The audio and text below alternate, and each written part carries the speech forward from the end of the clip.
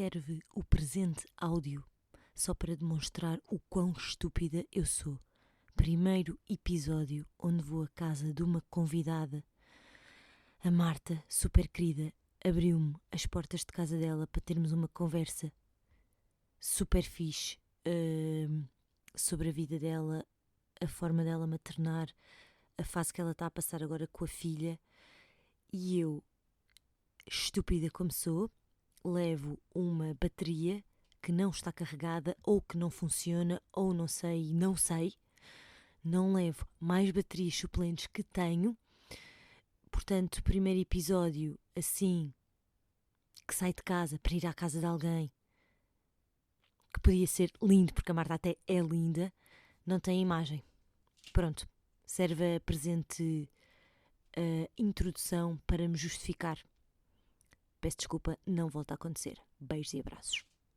Fiquem com a conversa com a Marta.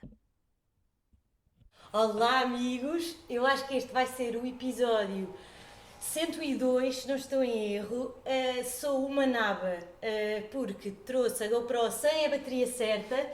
Portanto, não tenho aqui uma pessoa lindíssima e não tenho câmera para gravar. Mas as vidas são corridas e são complicadas. Não sei se depois vai haver outra oportunidade. Portanto, vamos fazer só com o áudio. E depois vocês vão pesquisar a Marta no Instagram para verem que vale a pena e ver a página dela. E hoje ficamos assim. Como não tenho GoPro, nem sequer faz mal estar a olhar para o telemóvel, porque eu tenho aqui umas notas.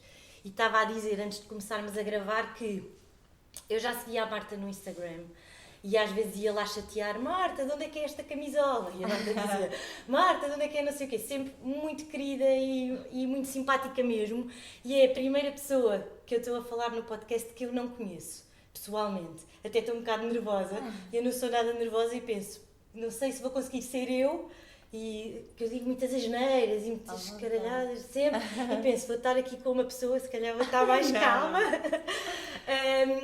E estava a dizer à Marta que eu ouvi o podcast da Ticas, que é Páginas com Graça, e senti logo duas coisas que até apontei aqui, que é o preconceito que nós temos, e eu também, e eu acho que quando nós sentimos os nossos preconceitos é muito duro, porque nós achamos que nunca temos preconceitos, que é ver uma vida tão perfeita no Instagram, que é tudo lindo, e a Marta também tem cuidado com isso, as fotografias são cuidadas, é tudo bonito, e depois ouvir alguém a falar da vida perfeita que nós idealizamos, que também tem perdas, claro que também tem porque é uma pessoa normal, não é?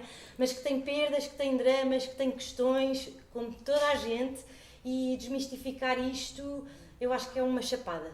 E queria começar por dizer isso, foi mesmo verdade. Eu assim, eu achava que esta pessoa era só flores e tem aqui uma vida como todos temos. E depois, a outra coisa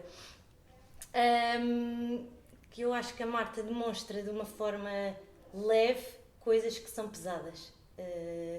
E queria começar por aí. Se é a fé ou o acreditar em Deus, a igreja, não sei, se ajuda muito em ver a vida de uma forma mais leve, pelo menos que é o que parece, que é o que transparece, que pode não ser. Ok, então olá, Paula, e obrigada pelo convite. Obrigada eu. E não sei ainda o que me espera e podes estar completamente à vontade mesmo de seres tu próprio se conseguires.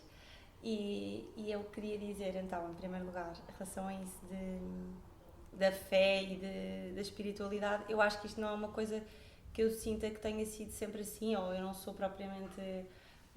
Quer dizer, sempre tive essa formação em casa e sempre tive... Não faz mal. Faz mal? Está aqui um bocado de barulho. Sempre tive essa formação católica na escola e todo o meu crescimento, embora depois tenha, naquela fase mais adolescente e depois mais para a frente, afastado um bocado. Eu acho que aqui, isso particularmente o que me está a acontecer enquanto família, de ter uma filha que foi diagnosticada com uma doença, como uma leucemia, foi uma coisa muito mais de um percurso que eu tenho feito ultimamente, mais de autoconhecimento e de uma espiritualidade, que não é necessariamente um católico, ou isso tem mais a ver com eu estar mais conectada comigo e com o mundo e com tudo, com o universo até se quiseres de uma forma mais esotérica. Então eu acho que tenho estado, isso faz com que também consiga estar mais atenta aos sinais e quando eu soube que a Luz estava doente, quando me disseram isso, aquilo encaixou numa coisa que eu pensava que já há muito tempo que viria a acontecer na minha vida, e então até foi quase um alívio. Foi, então pronto, era isto que ia acontecer. Eu não tive aquele momento de revolta, e isso tem a ver com um bocado um caminho que eu tenho estado a fazer de autodescoberta minha, de quem é que eu sou, o que é que eu estou aqui a fazer, propósito de vida, realização mais transcendental. Claro que isso depois até, curiosamente, se encaixa com numa igreja de uma forma tradicional, mas até por exemplo, com a imagem de Maria ou Nossa Senhora, que eu tinha tido uma imagem muito, assim, intensa uns dias antes, de Nossa Senhora, e eu não sou nada de devota de Nossa Senhora, mesmo nada. E achei que estranho, esta figura parece mesmo Nossa Senhora.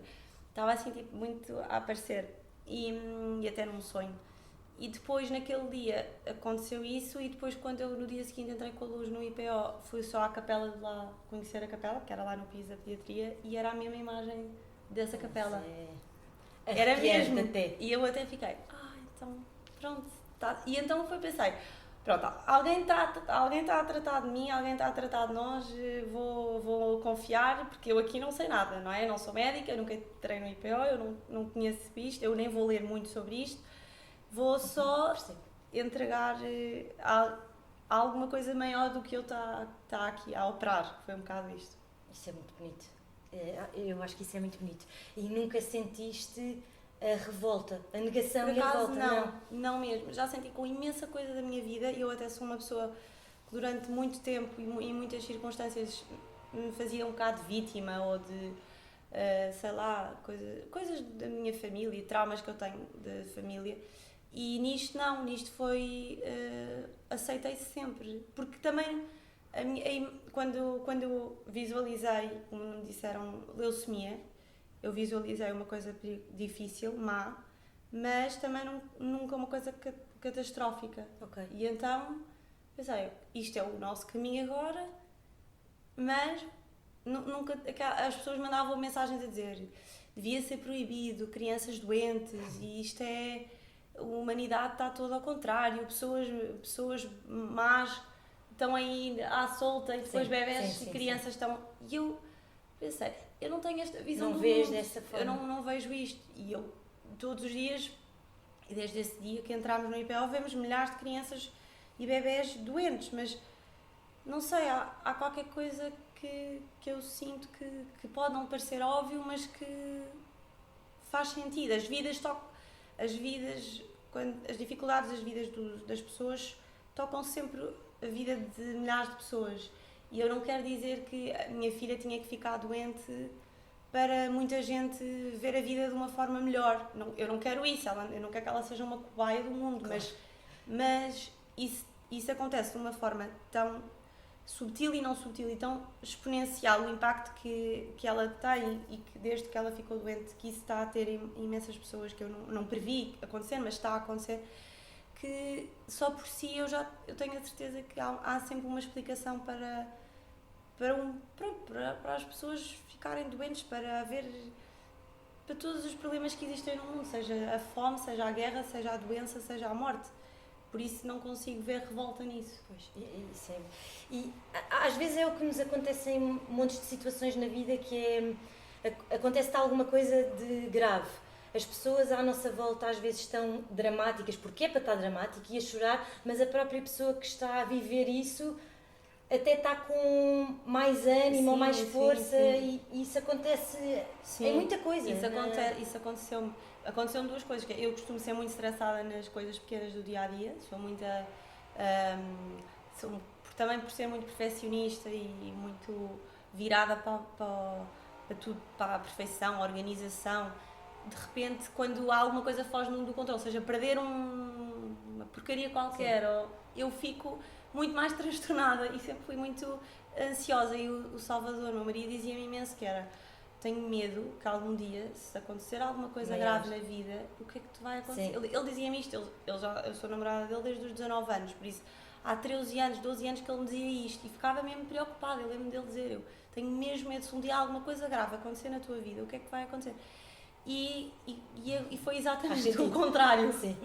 Foi, perante uma coisa muito grave, a pessoa, por um lado, tem um instinto de sobrevivência ao princípio, mas ganha um discernimento que nas coisas pequenas do dia-a-dia eu não tinha. É mesmo. E até, por exemplo, eu estava muito mais funcional do que ele, que é muito mais funcional nas pequenas coisas. Sim, e pronto, portanto, há sempre um equilíbrio, eu acho. Sim. E começaste a ver a tua vida, a vida paralela ao que está a acontecer agora, a vida normal do dia-a-dia, de outra forma. Sim, ao princípio é uma dualidade difícil de saltar de uma para a outra, porque aquilo é tudo muito intenso ao princípio e não perdemos a nossa vida normal. Estamos lá internados um mês e estamos só em modo sobreviver e focados na doença. Mas depois, sim, quando conseguimos sair dali daquela bolha e integrar essa bolha no nosso dia-a-dia, continuar funcionalmente a nossa vida, aí as coisas ganham todas uma certa relativização. Por outro lado, queremos aproveitar tudo, a vida. Sim. Mas também eu não deixei de ser quem eu sou, eu continuo a ser estressada nas pequenas coisas. Ou seja, e eu não me importo disso.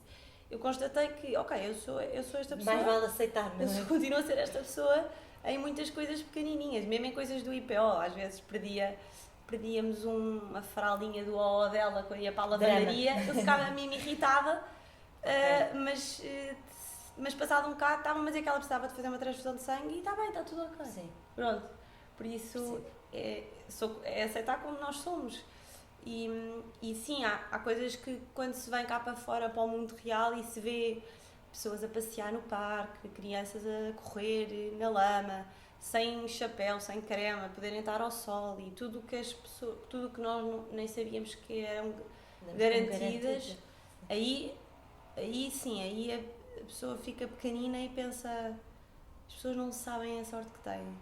Mas depois voltamos à nossa...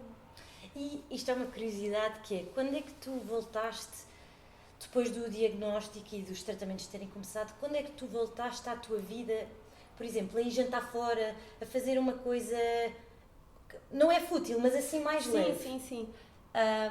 Eu tentei, ao princípio quando isto aconteceu senti, pronto, eu acabei, tipo, agora já não sou eu.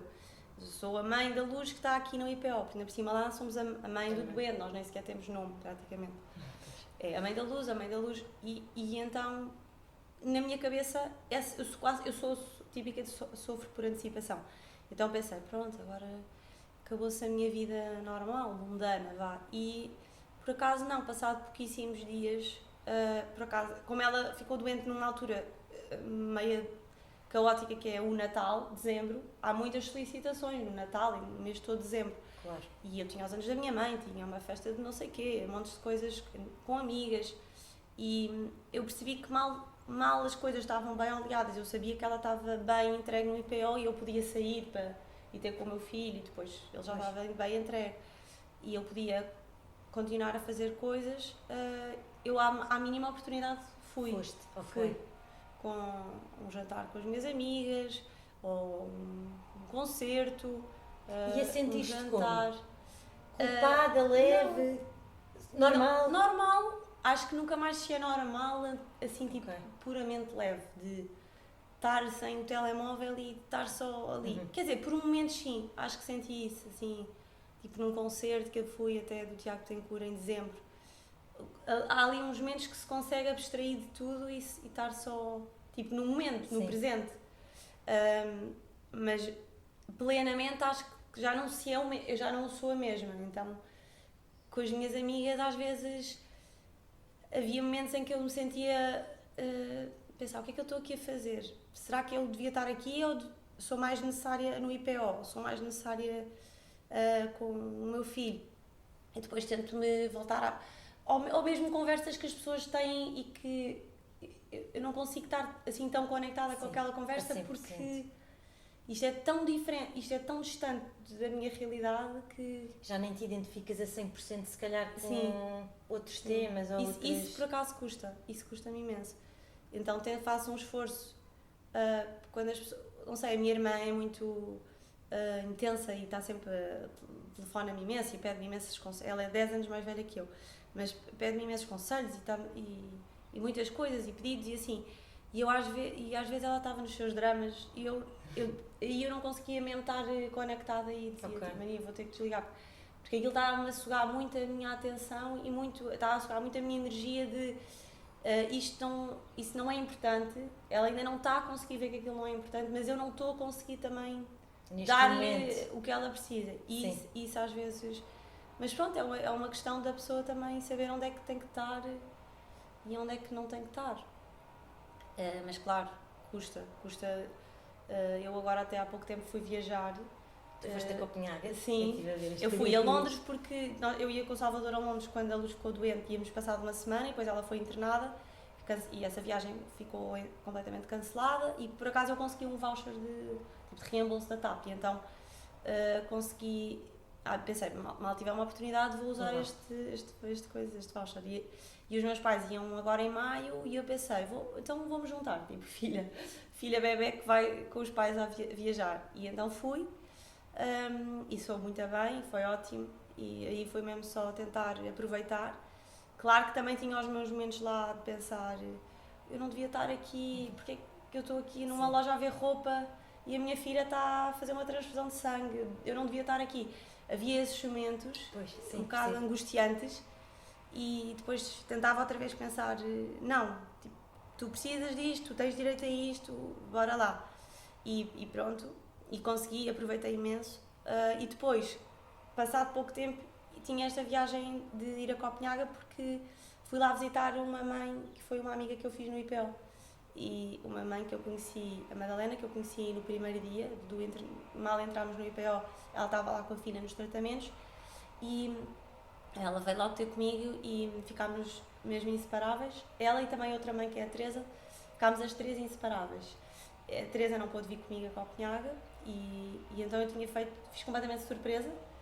Eles mudaram-se para lá porque o trabalho do marido dela é lá e então mudaram-se com os 3 filhos, tiveram que adiar a mudança e eu mudar na semana em que a filha foi diagnosticada, que foi em maio, junho do ano passado e então adiaram até agora, até abril, para ir quase um ano para a filha fazer os tratamentos no IPO e agora continua os tratamentos no hospital lá em Copenhaga. Pronto, está lá, está estável, está tudo a correr bem, então está a continuar os tratamentos lá. E então de repente eu pensei, ela tornou-se muito importante na minha vida, assim, para uma pessoa fazer uma amizade assim aos 30 anos mesmo. Já não é tão comum, não é? Não é nada comum, mas eu sempre digo, assim, nós somos almas gêmeas e somos iguais em muita coisa. E então pensei, vou visitar, eu nunca na vida fui visitar ninguém de surpresa a lado nenhum na minha vida.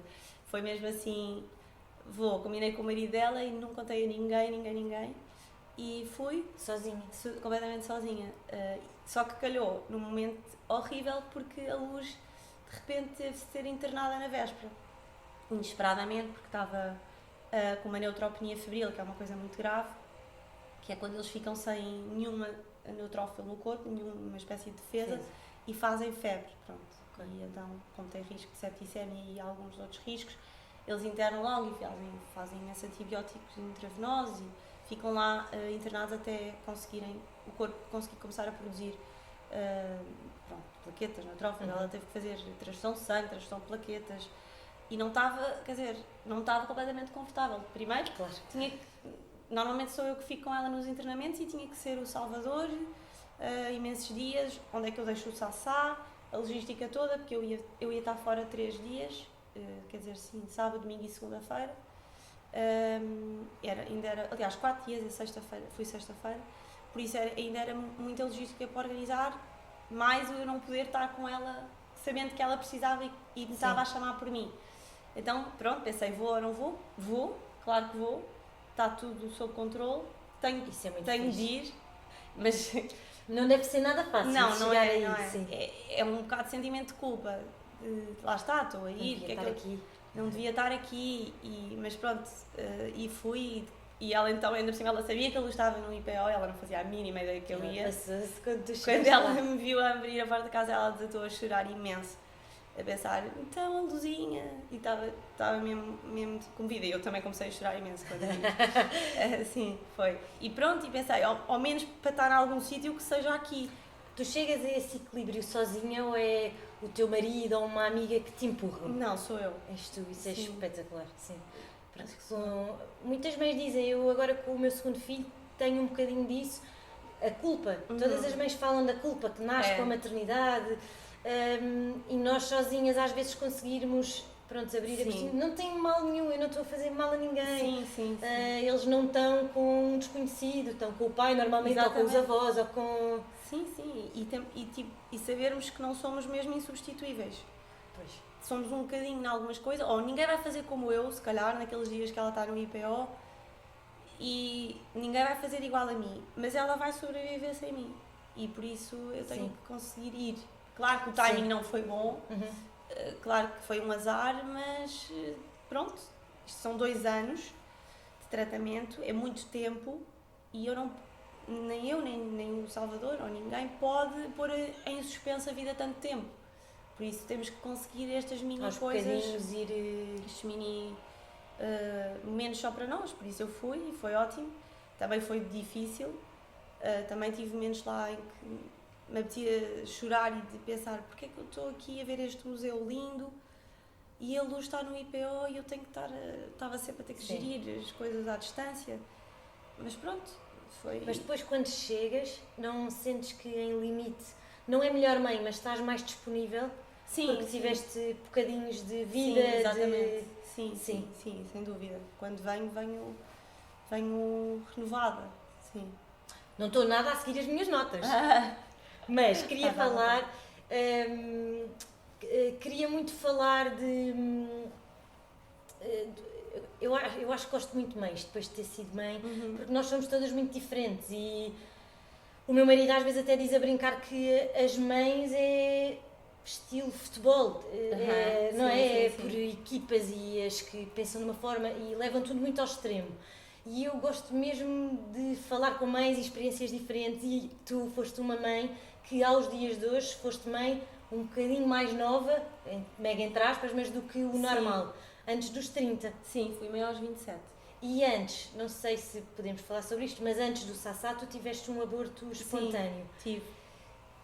Como é que foi? Agora que já tens 2 filhos, achas que é mais leve passar por isso antes de ter filhos? Não é?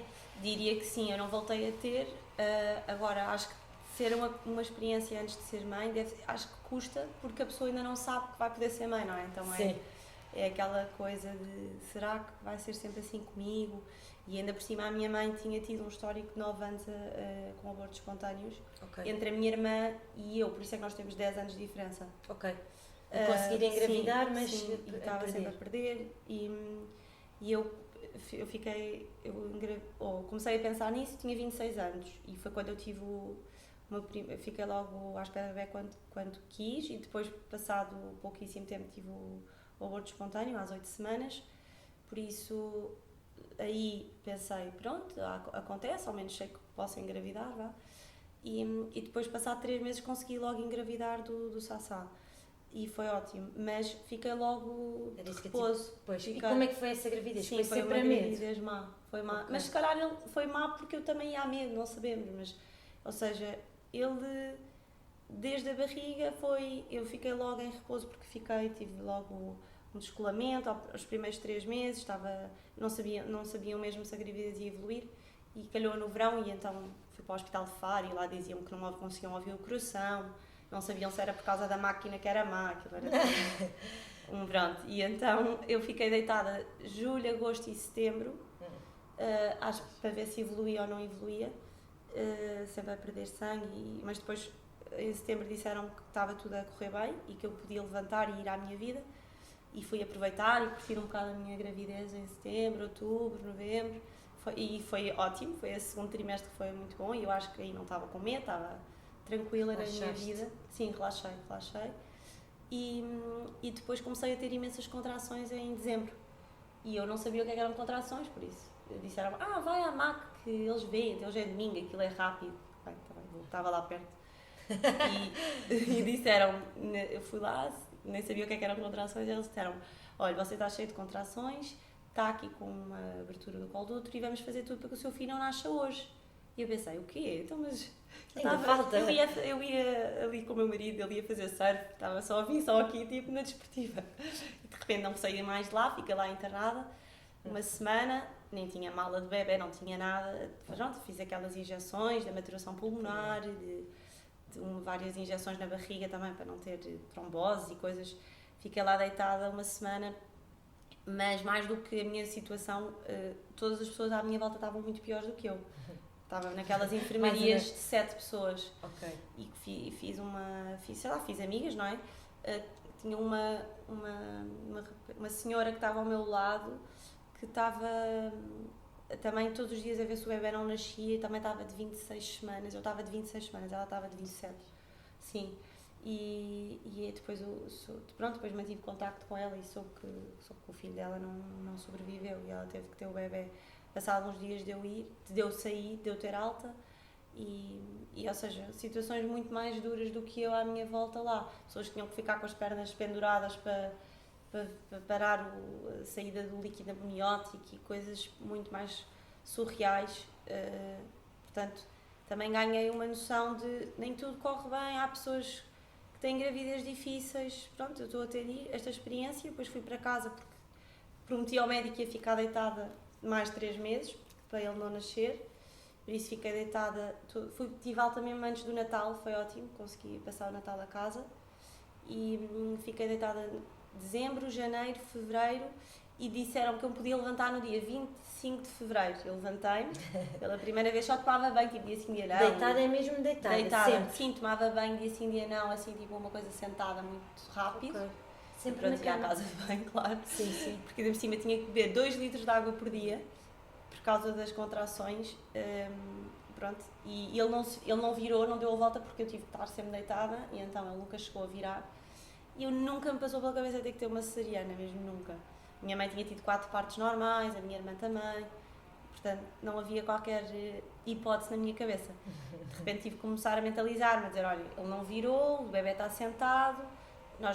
Hoje em dia já não se fazem bebés pélvicos, portanto é provável que vais ter uma cesariana. E eu aí comecei a fazer todos os exercícios, tudo que havia à minha volta para o bebê virar. Fiz milhares de sessões de quiroprata, tudo, porque eu levantei-me dia 25 ou 24 de fevereiro e tinha uma consulta para o médico que vira bebés, tipo dia 28 de fevereiro, e ele nasceu a 26. Ele nasceu a 26. Portanto, mal eu me levantei, eu estava 37 semanas e 3 dias. E de repente rebentaram as águas, tipo, há filme, tipo, explosão.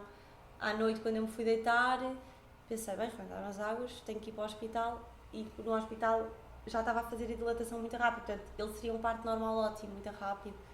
Mas como estava sentado e não consegui ir a tempo ao médico que vira bebés, e era 1 da manhã, eles não quiseram arriscar, porque se fizeram uma cesariana.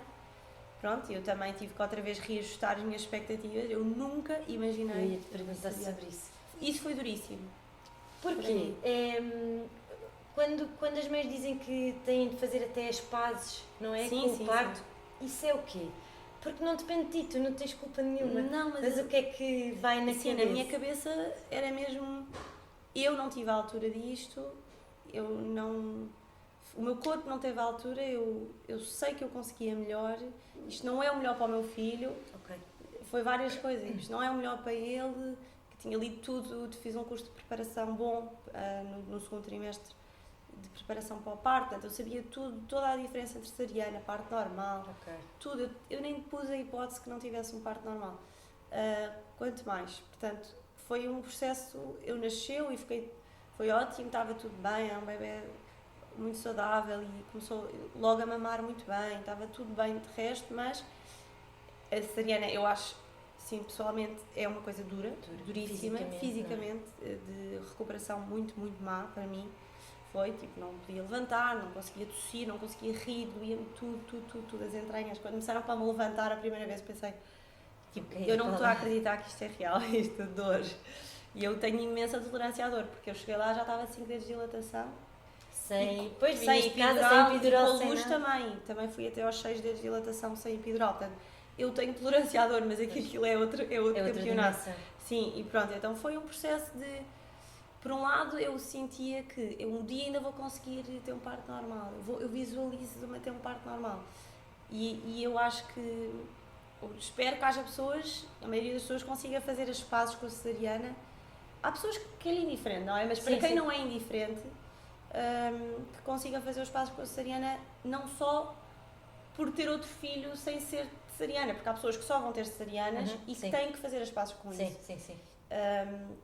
Mas o que eu sabia era, eu sabia que se eu tivesse ido ao outro médico, eu teria tido um parto normal. Ok. Havia aquele se. E esses X, Culpa. na minha personalidade, são péssimos. Destrói. São destruidores. Por isso, eu sinto que só consegui fazer o meu luto da cesariana quando a luz nasceu. Pois, que foi... Foi ótimo. E foi muito... Os dois bebés têm uma diferença Sim, mínima. 18 meses. Tinham dito. Meu Deus do céu. Não tentes nada antes dos 2 anos, porque ninguém te vai fazer um parto normal com uma diferença de menos de 2 anos. E eu não queria, pronto, não era bem suposto ficar logo à espera do bebé da luz. E eu pensei, pronto, fiz as contas, eles vão ter 18 meses de diferença, meu Deus, o que é que eu vou fazer? Mas pronto, fui logo para o médico que virava bebés. E disse, doutor, não vai-me ajudar. Eu não vou ter outra cesariana.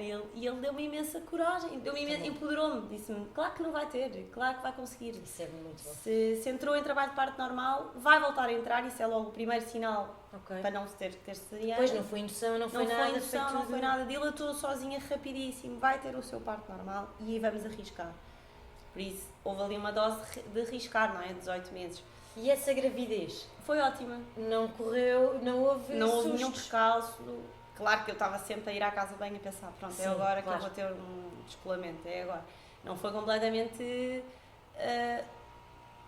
plena nesse sentido, mas foi ótima porque não aconteceu nada. Correu tudo bem, pude manter a minha vida normal sempre, sendo que, como tinha um bebê muito pequeno ao colo, sempre ao colo e a pedir mimo, eu sabia que estava a puxar demasiado pelo meu corpo, eu sabia que tinha tendência para fazer muitas contrações cedo, portanto, a luz nasceu às 36 semanas e 4 dias, que é um bebê prematuro. Sim, Para mas todos os efeitos. sim, pois para todos os efeitos. Se bem que não exato. era, ela tinha um peso ótimo, Nem teve de ficar internada tão pouco. nada. Eu acho que ela nasceu naquela semana precisamente para me dar um parto normal, Ok. porque ela tinha uma cabeça grande e tinha um peso bom, portanto se ela tivesse chegado mais aos 40, ela não teria passado se calhar. Por isso, ela é que me ajudou. E tu adoraste o parto? Sim, Como é que foi? adorei. Foi tudo Sim, ótimo. tudo ótimo. Sim, foi tranquilo. Lá que fui conversar com o médico sobre coisas banais da vida para a sala de parto. Eu pensava, então isto aqui é ter um bebê, estou aqui a conversar sobre coisas da vida. Foi ótimo, sim. Foi rápido, não tive episiotomia, por isso foi tudo o que eu tinha pedido, tudo o que eu queria. E foi mesmo assim uma sensação de outro mundo.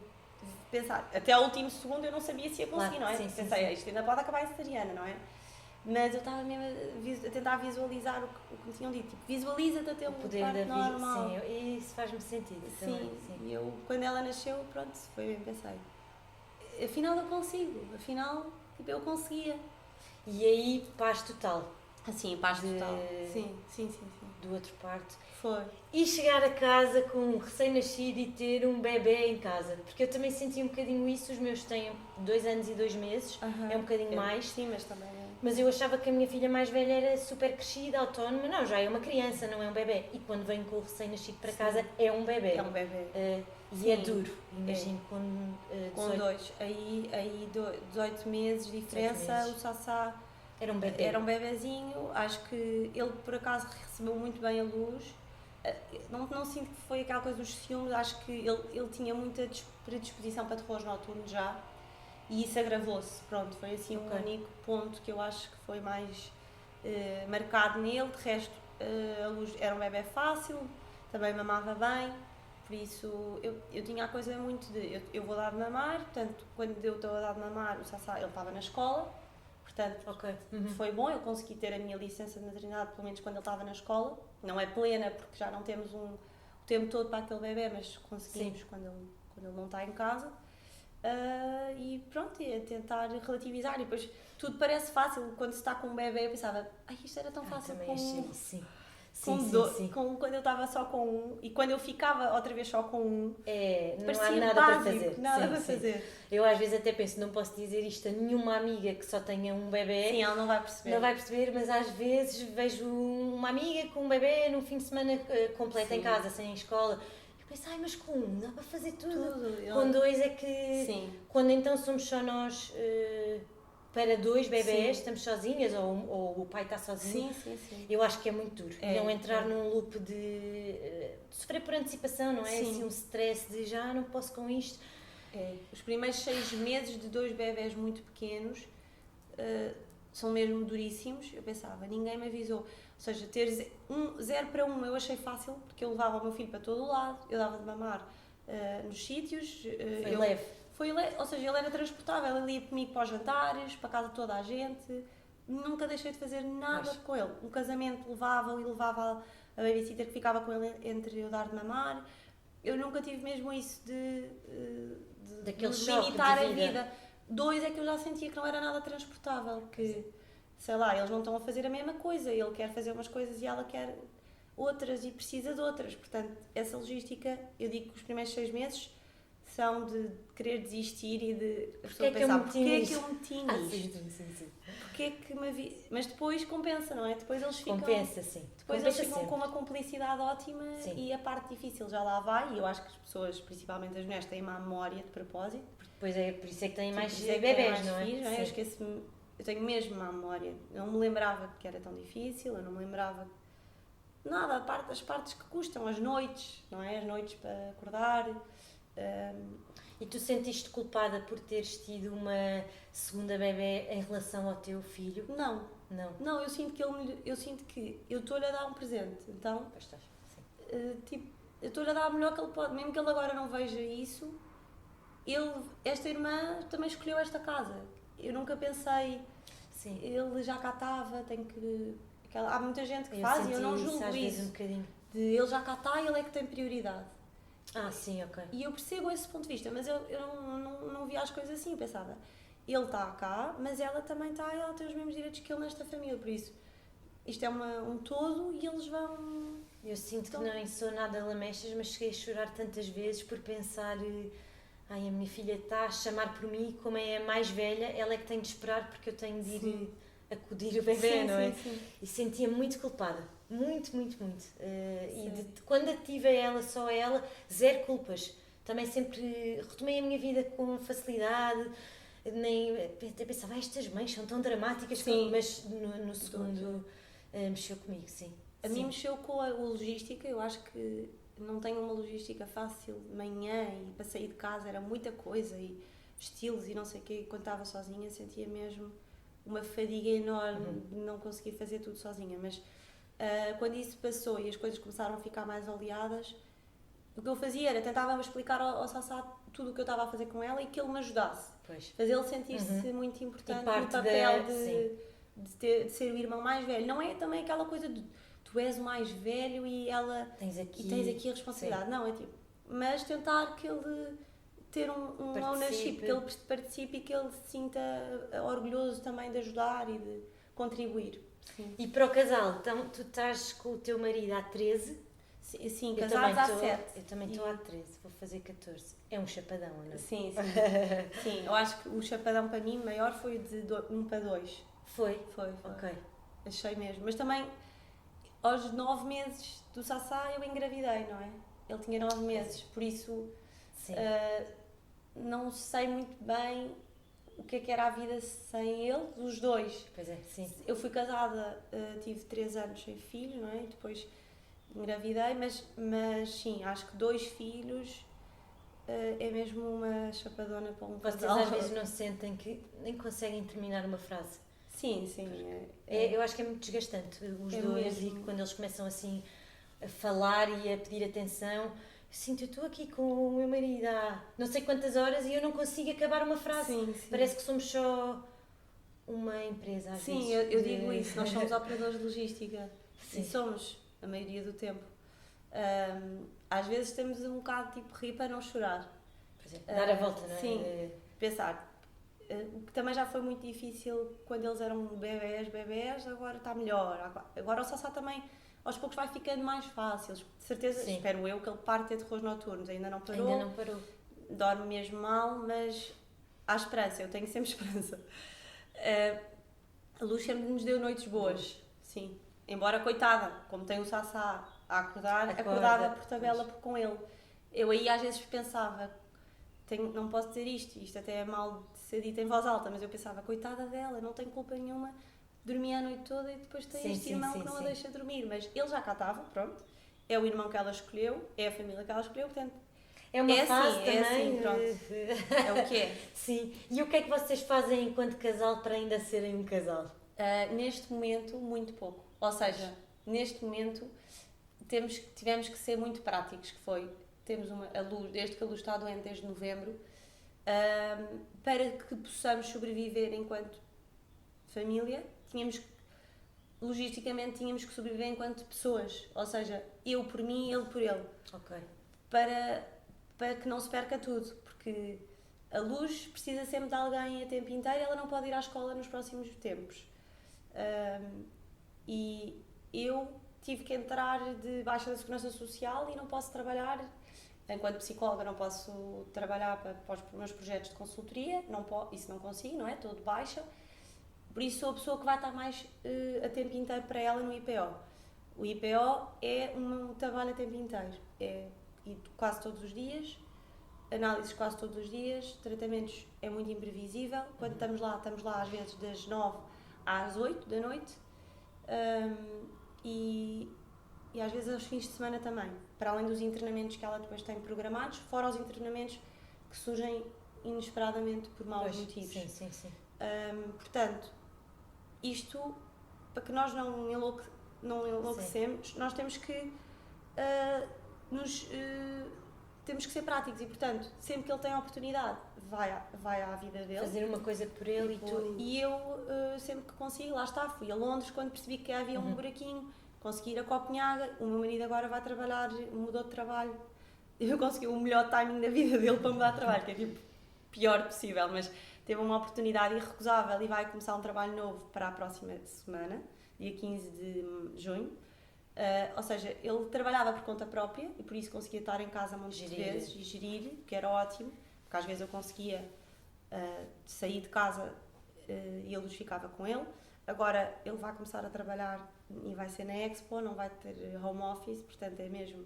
Tem de sair. Vai mesmo sair de cena, que vai ser ótimo para ele, mas vai ser péssimo para mim, eu tenho noção disso. Por isso eu pensei, vou tentar oxigenar-me de algumas coisas, por isso é que fui a Londres e a Copenhague. Sim. Porque não vou ter verão, não é? Porque a Luz não pode apanhar sol, nem pode tocar na areia, portanto ela não pode ir à praia. Ok. Então vamos ter que nos revezar para que o Sassá possa ter um bocadinho de férias. Mas não conseguimos ir os 4, porque realisticamente é impossível. Portanto, sempre que conseguimos fazer coisas a 4, fazemos. Tipo, ir almoçar fora, numa esplanada em que ela pode estar na esplanada. Ok. Passear, assim, quando ela está com os valores bons, passear à sombra. Fazemos depois estamos muito os 4 em casa.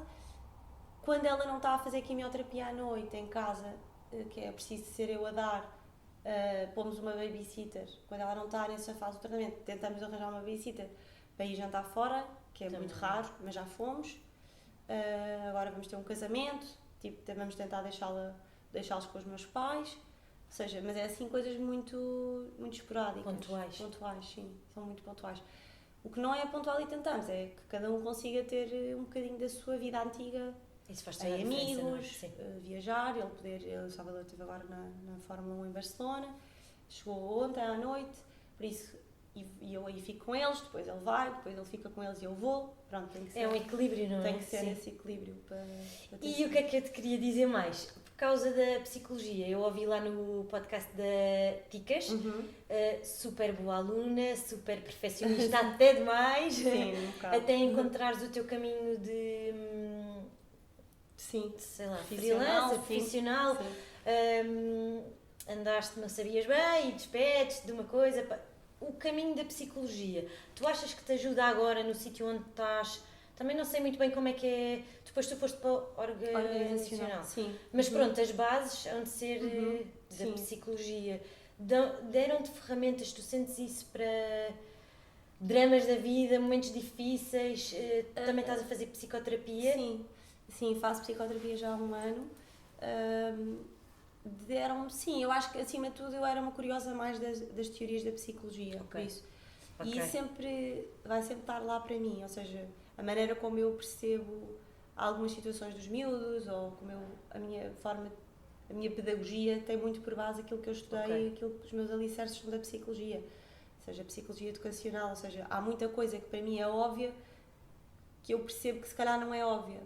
Só é óbvia porque eu estudei isso, ou seja, quando eu falo com o Salvador eu digo, tens que perceber aqui, porque se calhar depois estamos a dar um estímulo de um reforço negativo. E eu, qual reforço negativo? Eu digo, ou seja, as outras bases. E aí tento desconstruir, e há muita coisa que se calhar está nos livros de hoje em dia, de parentalidade, que também tem por base muita coisa que eu já estudei. Agora, eu acho que é sempre mais difícil aplicar em nossa casa, não é? Os conselhos para os outros são fáceis. São super fáceis. Sempre fui aquela pessoa, aquela amiga que toda a gente me ligava a perguntar, a pedir conselhos e de tudo. De conselhos de filhos, conselhos de relações, conselhos da vida profissional, mesmo muitos, não é? Porque era a minha área. Portanto, para os outros para mim sempre foi mesmo muito fácil dar a solução. Não é a solução, mas aquilo que me parece ser um ponto de vista mais claro. Sem hesitar. Mas para mim não é? Para mim por isso é que eu sinto que para mim eu estou a fazer esse caminho se eu disser que eu já fiz, eu fiz uma mapa astral em 2020, foi tipo eu também fiz o ano passado. E foi ótimo, foi assim a minha primeira pedra neste caminho de mais alternativo, foi o mapa astral em 2020, depois comecei a fazer psicoterapia, depois a seguir consegui começar a fazer assim uns pequenos, fiz constelações familiares. Fizeste? É duríssimo. Adorei. É duro, sim, não é? Mas eu fiz a sessão individual e também uma de grupo. E adorei mesmo, acho que a de grupo ainda consegue ser mais espetacular. E já foi depois da luz estar doente. Depois também já fiz uma sessão de hipnoterapia, ou seja, tenho estado a descobrir várias coisas agora. Várias coisas que me estão a ajudar a construir-me agora, à luz do que me está a acontecer, à luz do quem eu sou agora. E isso é bom, portanto, e sinto que isso, com as minhas bases da psicologia, sendo que eu sinto que ser psicóloga faz parte de mim, eu não sinto que isso seja a minha profissão, portanto, mesmo agora, eu acho que agora, depois de tudo o que me aconteceu, eu já não conseguiria voltar à minha vida de Assessment Center, que é o que eu fazia antes, que era avaliação psicológica, projetos de transformação e mudança organizacional. Acho que já não conseguiria ser essa pessoa. Que eu sempre senti que era só uma gaveta da minha vida, uma caixinha. Eu agora estou muito mais virada para a literatura, ou para a literatura infantil, que é um universo também que eu descobri depois de ser mãe, os livros infantis. Eu escrevi um livro, agora vai ser... Sim, vai ser publicado em setembro, infantil? Acho que já posso dizer. Sim, é infantil. É uma história que, embora não é assim destinada a nenhuma faixa etária em particular, eu acho que o livro vai mesmo ser assim para toda a família. Sim, mas é um livro ilustrado. Não posso dizer muito mais, mas vai ser lançado em setembro. Está quase aí nos finalmente da publicação. Eu até vi no Instagram, foste à Feira do Livro, enfeirar. Fui outra vez enfeirar pela segunda vez, vou ter que ir lá uma terceira, também ter com a minha editora. Mas é importante para os miúdos, não é?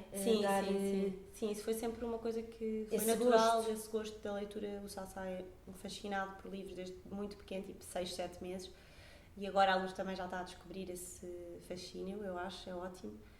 Portanto, isso faz mesmo parte da minha vida. E depois, eu já tinha escrito esta história, não é bem uma história, mas pronto, já tinha escrito este livro antes da Luz estar doente, muito antes. E depois, quando a Luz ficou doente, a ilustradora, que se tornou, eu não conhecia, e foi uma coisa que conhecemos pelo Instagram. Eu adorava as coisas que ela fazia, as coisas que ela desenhava, e ela também tinha esta vontade de fazer um livro, e portanto juntámos. Hoje em dia pode ser que somos amigas, e ela transformou o que eu escrevi numa espécie da história da luz pelas ilustrações. Ok. Por isso o livro ainda ganha uma dimensão muito mais especial, que não Claro que estava sim. só nas minhas linhas. Daí ele é abrangente e é muito subjetivo. Ok. E ela conseguiu, por aquilo que leu, transformou as ilustrações na história da luz. Por isso vai ser muito especial essa minha primeira publicação, vá. E acho que pode ser um primeiro passo neste mundo da literatura infantil, que eu adoro. A literatura mais propriamente, eu adoro ler, mas tenho aquele síndrome de impostor e tipo, tudo o que eu leio eu penso, nunca vou conseguir escrever nada tão bom como isto. Então tu lês, não estás só a ler, não é? Não, eu escrevo muito. Pois. Eu escrevo muito, mas quase não mostro a ninguém. Algumas coisas eu partilho no Instagram, alguns textos, e recebo imensas mensagens a dizer: porquê que não escreves um livro? Tens que escrever mais. E eu gosto mesmo de escrever, mas tenho muito esta coisa de há pessoas que escrevem muito melhor que eu, o que é que eu tenho para dizer? E então tenho que tentar libertar disso, do perfeccionismo, do aceitar que mesmo que haja pessoas muito mais, sei lá, que escrevam de uma forma muito mais poética ou bela do que eu, também há coisas que só eu vou saber contar, ou só eu saberei dizer, Claro que sim. ou coisas mais autobiográficas. E sim, a minha vida dava alguns pequenos livros, assim, alguns episódios da vida. Como qualquer uma, mas também acho que o que eu estou a viver não graças a Deus, poucas pessoas vivem, não é? Porque isto é uma coisa rara. Não é? Quer dizer, a probabilidade de ter um filho com uma leucemia continua a ser baixíssima. E graças a Deus, não é? Ainda que o IPO esteja cheio de crianças doentes, estamos a falar de uma doença rara. Portanto, sei que o que eu escreverei ou aquilo que eu possa vir a dizer sobre isto ou sobre outros temas será sempre uma lente muito pessoal e por isso um dia, se calhar... Eu até acho que vou acabar um bocado da forma como comecei, que é... aos dias, eu nem imagino o que é que será, digo muitas vezes isto com as minhas amigas, não imagino o que é que será ser adolescente nos dias de hoje com a internet e com o Instagram e a querermos ter outras vidas ou pronto, a ambicionar coisas que só ambicionamos porque estamos a ver fotografias de outras pessoas mas por tu estares a dizer isso da escrita, a forma como tu escreves tu perdeste uma irmã quando tu eras pequenina, não é? Com 2 anos. Com 2 anos. Depois, há alguns dramas familiares, que todos nós temos os nossos, pronto. Agora, mais recentemente, há 7 meses, não é? O diagnóstico da luz. E quando tu escreves no Instagram, eu nem te sei explicar, eu acho que é muito fácil sentir uma empatia contigo, mas uma empatia que, eu nem quero que isto seja mal interpretado, mas bonita, sabes? Tu estás a falar sobre uma coisa má, péssima, dura, não é? Mas é quase bonito aquilo que tu estás a escrever e eu ainda hoje disse isto ao meu marido, eu até vou um bocado nervosa, para já não quis a Marta de lado nenhum, portanto não posso chegar aqui, mas às tantas, a primeira partilha que tu fizeste de quando tu ligas o Wi-Fi no IPO, né? Eu dei por mim, não a chorar compulsivamente, mas a chorar e a ficar com lágrimas nos olhos e a ler aquilo 2 ou 3 vezes, pela empatia, para já acho que quando se tem filhos, pronto, claro. Eu até estou arrepiada de estar a dizer isto porque, quer dizer, quando nós não temos filhos, certas histórias têm impacto em nós, quando nós temos, acho que é outro nível e conseguimos, não é pôr-nos no lugar da outra pessoa, mas é mais fácil sentir empatia. E eu acho que é de malucos o momento que tu estás a viver e a beleza que tu pões, que não é beleza, eu não quero ser mal interpretada neste momento. Eu acho que isso tem a ver com uma coisa que eu tenho vindo a descobrir, porque ao princípio eu pensava, será que estou a passar uma ideia, uma imagem que não é verdade? Porque depois, quando eu não estou a escrever ou não estou a partilhar stories, a maioria do tempo eu estou a ler, então estamos só ali a ouvir máquinas e catéteres e coisas, não é? Mas também estou divertidíssima e também estamos a rir e estamos lá com as enfermeiras e com os médicos, que são uma família para nós. Por isso também não... mas eu depois descobri que, se calhar essa beleza... Ao princípio eu tive imensos anos em que eu pensava que isso era... Eu sou um bocado intelectualmente preconceituosa em muita coisa, se calhar... Não sei porquê, mas sinto que tenho esse defeito, vá. Mas descobri... Aceitei há pouco tempo isto, a estética, a beleza, seja física ou escrita ou partilhada, tem mesmo imensa importância na minha vida. Eu acho que o belo, para mim, a beleza das coisas, ou quando eu partilho fotografias, ou isso, pessoas dizem, como é que é o coisa dos conteúdos? Eu pensei, eu nunca na minha vida planeei um conteúdo, eu não me sinto que sou um criador de conteúdos, nem quero ser, porque eu nunca na minha vida pensei, o que é que vamos partilhar hoje? Natural. Não, se não houver nada para partilhar, eu não vou mesmo inventar, eu nem sequer tenho muito tempo para inventar, não é? E se eu partilhar é o que está à minha frente. Mas a forma como eu construo ou desconstruo essa realidade, de facto, depois percebo pelas coisas que as pessoas me dizem que tinha muito isso da beleza e de está tudo bonitinho e está tudo... Isso tem um bocado a ver com eu querer o belo. Eu não sei se conhece os arquétipos. Há uma teoria dos arquétipos que diz que nós supostamente... de yoga já me falou sobre isso. É muito giro e nós temos um predominante na nossa vida. E eu percebi tarde, mas tenho a certeza, que o meu arquétipo é o arquétipo da beleza. E a beleza também tem a ver com isso, que é resgatar, é uma espécie de resgatar o belo para a nossa vida, é uma forma de ordenar o caos. E eu tenho muito caos mesmo, eu estou muito habituada a viver no caos. Gritos, disfuncionalidades na família. Uma família grande. Uma família grande, muito caos mesmo. E isso é fácil para mim, mas a beleza das coisas dá-me uma certa ordem, eu consigo ver a ordem no meio do caos. É a minha forma de sobreviver. Sim, por isso, quando eu escrevo, ou quando eu partilho uma imagem, ou a minha forma como eu tenho a minha casa, ou como eu quero vestir os meus filhos, ou isso, não é eu digo, eu não quero mesmo ser maluca, mas não é mesmo forçado ou pensado nem por milésimos de segundo. Aquilo é inconscientemente a forma como eu tento organizar o meu interior. Sim, então, pronto, nas partilhas da luz ou nas coisas que eu vou pondo, isso vai-me acontecendo, mas é mesmo... Natural. É natural, não estou a dizer isto com pretensão, porque o natural também dá trabalho, ou seja, eu gosto de ter as coisas organizadas. Sim. Mas aquilo é a minha forma de organizar o mundo, é por este sentido estético. E não é uma coisa... Durante muito tempo eu pensei, isso é uma futilidade, mas não é. Mesmo as pessoas que gostam de roupa, ou as pessoas que gostam de moda, ou que gostam... Isso não é necessariamente uma futilidade. E eu demorei imenso tempo a conseguir aceitar isso intelectualmente, porque isso faz parte da minha forma de ver o mundo. E isso traz-me paz, traz-me serenidade, traz-me equilíbrio no meio de todo o caos depois que é... pronto, ou seja, eu quando estou no IPO, se calhar eu consigo ver uma coisa bonita lá no meio dos fios e não sei o quê, e se calhar vou só partilhar isso, vai continuar a haver coisas horríveis à minha volta. As pessoas não sabem, quando eu estou a partilhar uma fotografia, atrás estão imensas crianças aos gritos. Eu não vou partilhar os gritos das crianças, primeiro porque eu acho que não faz sentido, nem é meu direito, mas é o que está a acontecer. Mas a minha filtragem natural do mundo pede-me para não ouvir aquilo. Eu quero que aquilo não seja o que fique predominante na minha vida ou na vida da luz.